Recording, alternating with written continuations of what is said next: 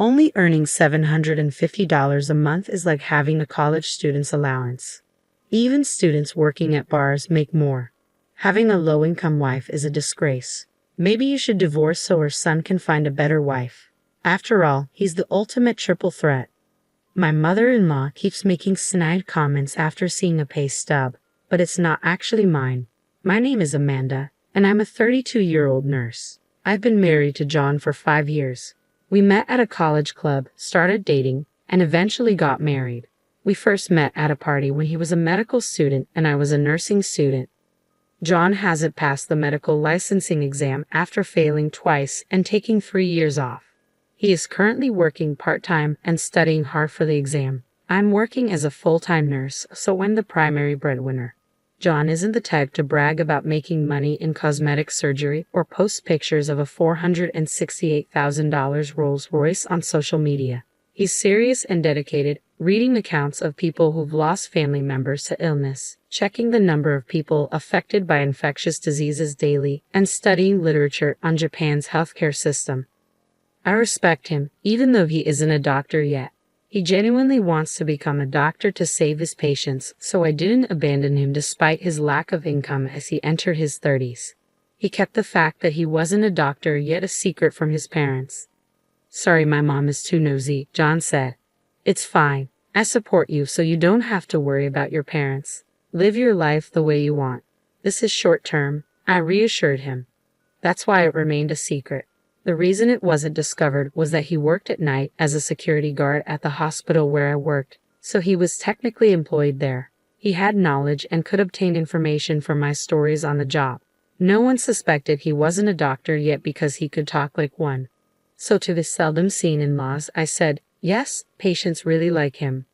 I believe that while cruel lies hurt people, kind lies sometimes save them. Telling a patient, "You have 3 months left and there's no chance of recovery," creates a countdown that's often worse than saying, "You look good today, and you ate a lot." That's how people are. On the other hand, my mother-in-law, who is the complete opposite of my serious and honest husband, has a very harsh personality. She's the typical overbearing mother-in-law. She looks down on me for being a mere nurse married to her son, the doctor. "There must have been so many better options," she often says, like a beautiful dermatologist. I always apologize and bow my head when she talks like that. I wholeheartedly support my husband in his pursuit of becoming a doctor, but at this point, he's just a high school graduate with extensive medical knowledge working part-time. He's not even a medical intern yet. But my husband is genuinely grateful to me, always saying, "Thank you for everything." So I silently support him. In fact, I'm also very busy with work. Our combined income is barely enough to make ends meet, but it couldn't be helped. I didn't care much about money as I entered this world because I genuinely admired Florence Nightingale. Currently, I'm a nurse in internal medicine, the most demanding field in terms of workload. The thought of wanting money hasn't even crossed my mind. As long as we can live, eat, and stay healthy, that's enough. Isn't that ultimately what life's about?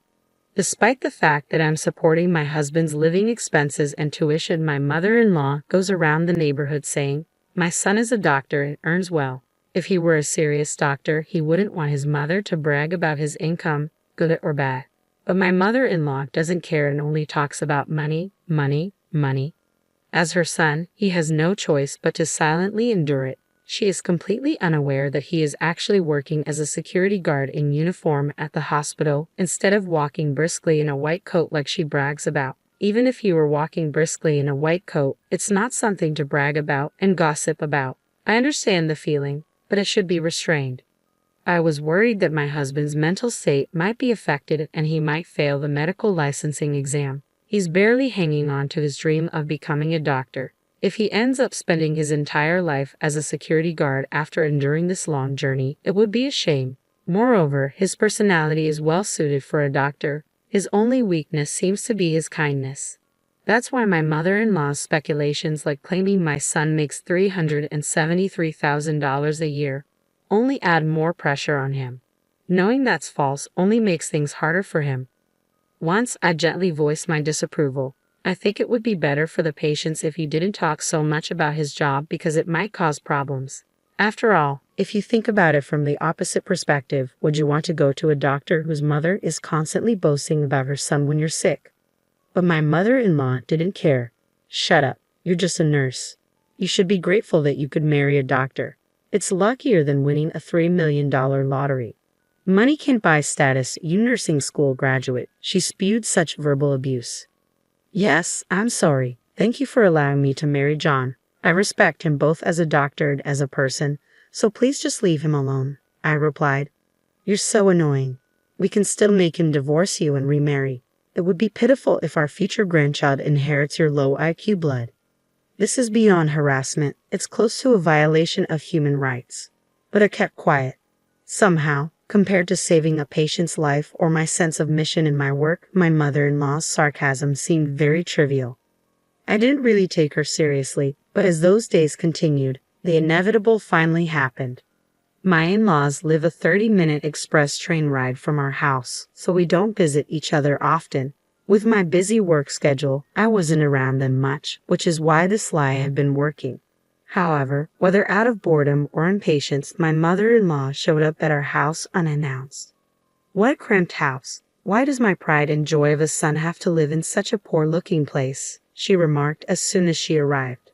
Seeing the row of medical books, she narrowed her eyes and said, "Well, he is my son after all," and took a picture with her phone. Most of the books were for the national medical exam, and I was secretly nervous. The presence of this year's books would normally give away that he's still a student. My vital signs were in danger of betraying me, but I did my best to deceive her. Mother-in-law, I'm sorry. We're both quite busy with work, so we haven't had time to find a bigger place, especially lately. I casually urged her to go home, but she began going through my house. Hey, what's with these weird dishes? If you're a doctor, you should buy Wedgwood. Yes, I'm sorry. They're from the dollar store. What did you say? Dollar store? I'm throwing them away. No, we couldn't afford luxuries because we were spending money on my husband's textbooks and tuition, so we cut costs on things like plates that didn't affect our simple meals. As long as we can serve food on them, it's fine. For now, passing the exam is the most important thing. My husband was fortunately working as a security guard at the hospital at the time. It was a good thing he wasn't home. I didn't want to see him hurt, so I planned to get my mother-in-law to leave while he was at work. But she didn't stop rifling through our things. I'm going to throw away these clothes that look like a student's. If you're a doctor, you should buy high-end branded clothes, she declared, tossing my husband's favorite clothes into a pile. And what is this? A piece of junk watch. If you're a doctor, buy a luxury watch, she said, throwing away his smartwatch, seemingly unaware of its convenience.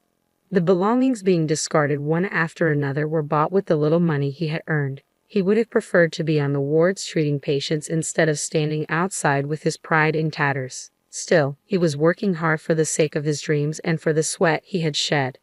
But there was no stopping her. It's because he married a poor girl that you have a poor life, even though he's a doctor. It's a wonder you don't live in a tower mansion. Unbelievable. I was thinking of going shopping together and at least getting you to buy me a bag or something, she said. Her statement ultimately despicable. I had no choice but to point out that what my mother-in-law was expecting from my husband, student or not, was fundamentally different from how we really lived. I was a fellow medical professional. Gold digging for a doctor was out of the question. Mother-in-law, I don't mean to be forward, but he's not that extravagant. Our current lifestyle suits us well, I said. I conveyed this casually, but my mother-in-law wouldn't budge. You're so annoying. Do you have any idea how hard he worked to get into medical school? We've been waiting to recoup his upbringing and tuition fees, and it's because of you that we're in this mess. Don't be ridiculous. My mother-in-law, increasingly heated, didn't stop searching my house. She rummaged through not just the kitchen but also every closet, discarding anything cheap.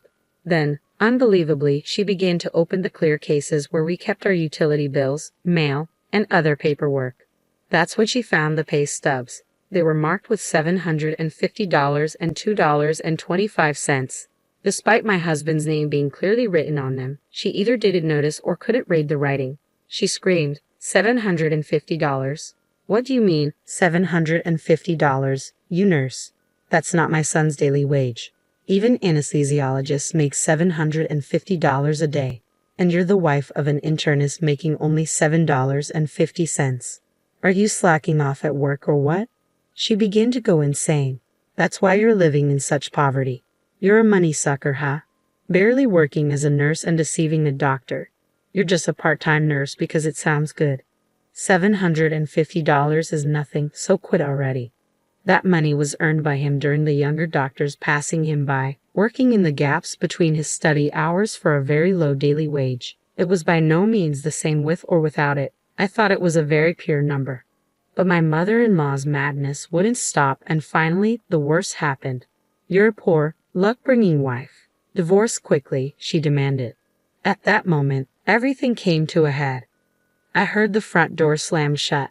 My husband had returned home from his part-time job. His face froze when he saw his clothes and watch cruelly stuffed into a trash bag. He began to silently and carefully pick them up, one by one. My mother-in-law spoke up. John, I don't mean to be harsh, but please divorce this wife of yours. Why did you, with your high education, high income, and tall height of nearly 6 feet, choose such a pathetic woman? I'm so sad. She only earned $750. But my husband remained silent, his lips tightly pursed, making it impossible to tell what he was thinking. My mother-in-law laughed and added, I'll bring the divorce papers for you. Leave this dusty room and this disinfected-smelling woman behind and remarry a better woman. You're a doctor. Remarrying is a given. Then my husband slowly stood up and finally said, Mom, I've been keeping quiet about this, but I'm not a doctor yet. Huh? She responded, stunned. I'm sorry for hiding it, but I haven't passed the national exam yet. And about that $750. For some reason, my mother-in-law was so surprised that she turned to me for help. I don't understand what he's saying. This $750 payslip is yours, right? I decided there was no use hiding it anymore. No, it's not mine, I replied. My husband chimed in, that's my salary from my part-time job. That can't be. You're lying, right? She stammered. I'm not lying. It's true, he said firmly. I'm not a doctor yet. I failed the national exam twice, my husband confessed. My mother-in-law, shocked to find out her son was not a doctor yet, suddenly started acting strangely. As she rummaged through her house, she slipped on some scattered newspapers and fell to the floor, crying out for help. She managed to avoid hitting her head but broke her right arm with a loud snap. My husband and I quickly treated her and took her to the hospital, guiding her to the orthopedic department. But my husband had something important to say. Mom, I'm sorry, but please don't come to our house anymore. And I don't want you to think of me as your son anymore, he said firmly. Trembling from shock, my mother-in-law listened as he continued. I knew you were bragging about me, but I put up with it. I felt guilty for lying, but when you insulted the money I worked so hard to earn, that was too much. But I never would have guessed you weren't a doctor. It doesn't matter if I'm a doctor or not. Do you think I'm studying just to say I earn $750 a day? I'm an adult, and it seems like we can't reconcile our differences in value, so let's cut ties. It seemed that my husband had truly decided to sever his ties with his mother. My mother-in-law, who had found her only purpose in life boasting about her son, seemed completely disheartened. Nowadays, she stays cooped up in her house, apparently too embarrassed to face her neighbors. That same year, my husband successfully passed the medical licensing exam. Though he was a bit older, he started working as a newly minted resident physician and shone brightly, never forgetting to show kindness such as offering tea to the security guards. Our days became very peaceful and happy. If she had just waited a few more months, my mother-in-law's dream would have come true, and she could have seen him in his white coat. It's really a pity, but she brought it upon herself.